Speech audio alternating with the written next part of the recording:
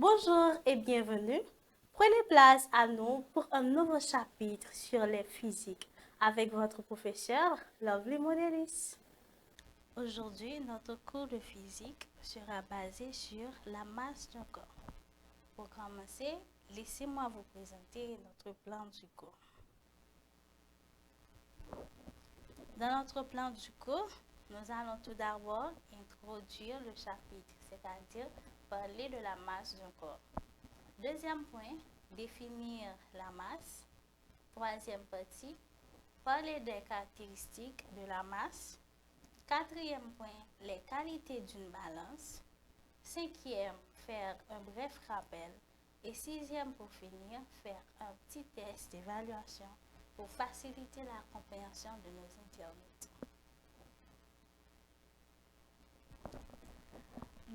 Un peu d'histoire sur la masse et le volume d'un corps.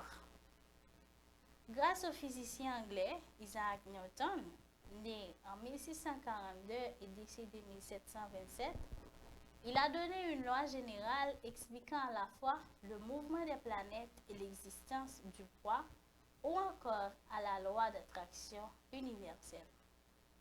Du même coup, l'appareil nommé balance, inventé en 1670 par Giles Pearson, né à Auberval, petite ville de l'Oise. Définissons ensemble la masse d'un corps. Qu'est-ce qu'on entend par la masse d'un corps? La masse d'un corps représente la quantité de matière ou de matériaux qui entrent dans la fabrication de ce corps. La masse d'un corps ne varie pas avec le lieu, elle est la même en tout lieu. Donc, nous résumons, nous dit que masse corps, c'est tout ça qui entraîne dans la construction corps ou encore dans la fabrication corps. Caractéristiques de la masse d'un corps. La masse d'un corps étant considérée comme de la matière ou encore la matière de ce corps, la masse ne varie jamais, peu importe le lieu où se trouve ce corps. Troisième caractéristique, l'unité légale de la masse est le kilogramme et se mesure à l'aide d'une balance. Donc, la balance est l'appareil qui sert à mesurer la masse d'un corps. Nous disons que la masse, ou encore l'unité légale de la masse est le kilogramme. Mais il y a l'autre sous-multiple ou encore nous avons dit l'autre unité. Nous avons exemple après le kilogramme, nous avons hectogramme, décagramme, gramme, le centigramme, le décigramme, le milligramme, tout ça.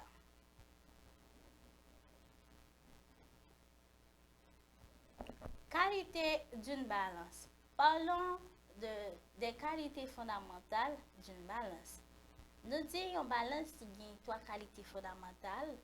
Première qui c'est justesse. Nous parlons de sa justesse. Une balance est juste si des masses égales étant placées simultanément dans les deux plateaux, le fléau conserve sa position d'équilibre à vide. Comment m'expliquer justesse qui en balance? Je dis que balance, on a regardé l'écran à côté. Nous avons une image d'une balance. Il y a deux plateaux, il y en a à gauche, il y en a à droite. Je dis que si je prends deux masses qui sont égales, je mets dans deux plateaux, je vais remarquer que la balance conserve l'équilibre ou conserve la position équilibrée. Le pourquoi?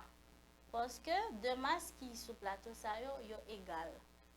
Le fait que balance possède des qualités justes, nous parlons de qualité justesse, nous dit la prêter dans stabilité, la prêter dans une position qui est stable.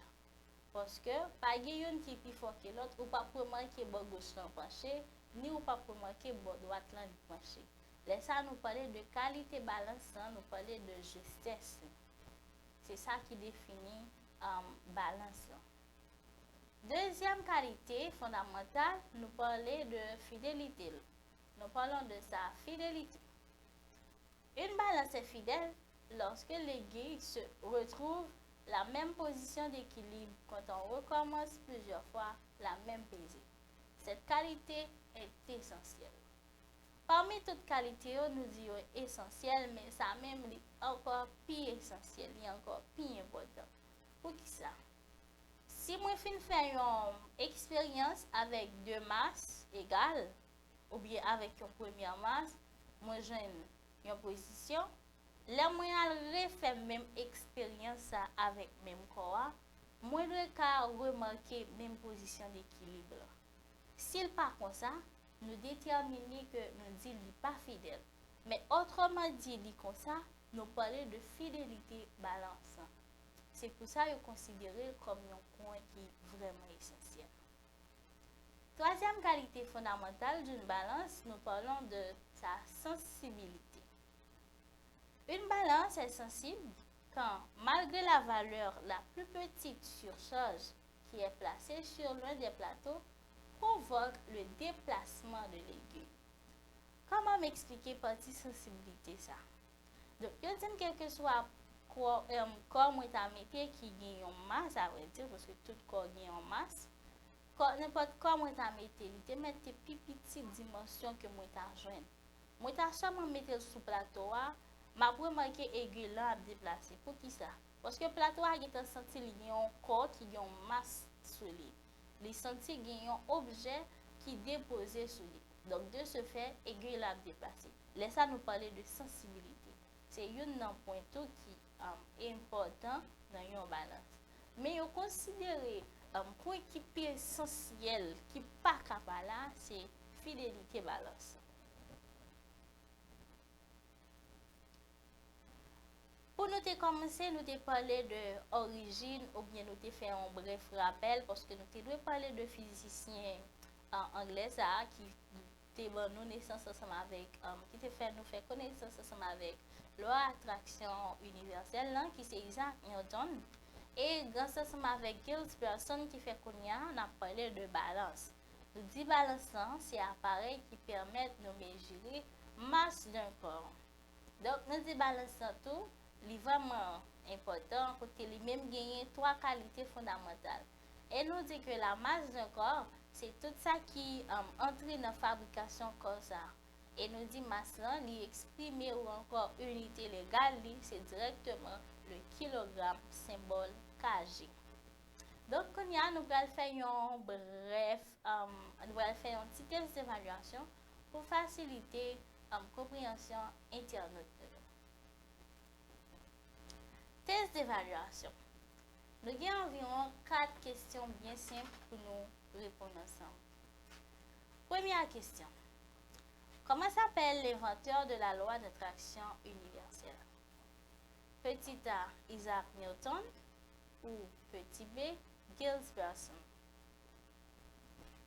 Nous avons parlé d'inventeur de la loi d'attraction, nous avons parlé de il était entré dans l'origine ou encore historicité, nous avons fait en premier lieu les notifications qui ont commencé.